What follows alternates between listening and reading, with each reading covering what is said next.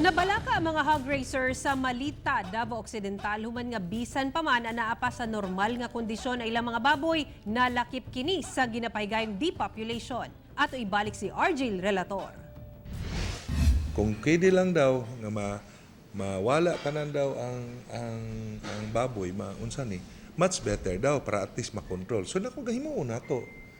Kasi kung dili nato ni himuon, magbalik-balik ta ni og epidemya diri sa Davao Occidental.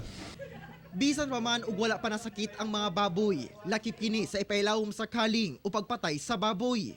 Butang ay kabalakan sa mga hog growers sa Malita, ang silingang lungsod sa Ground Zero sa ASF nga Don Marcelino.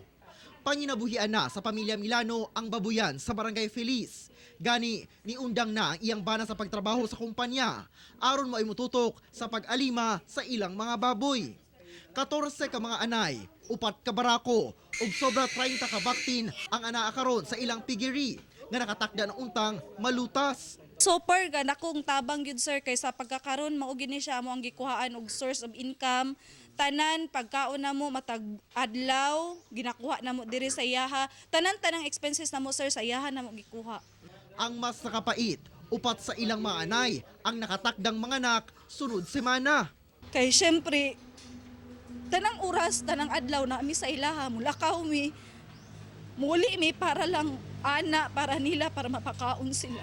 Wala jud ko katulog basig sahon ako isip sakit jud kay siya una-unaon labi na buntis sila na mga nakaron nga man sakit jud sir sakit jud kayo sin.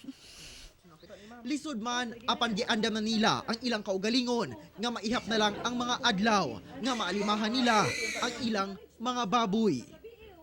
Kauban si Jojo Solarte sa kamera. Ako si Argel Relator para sa One Mindanao.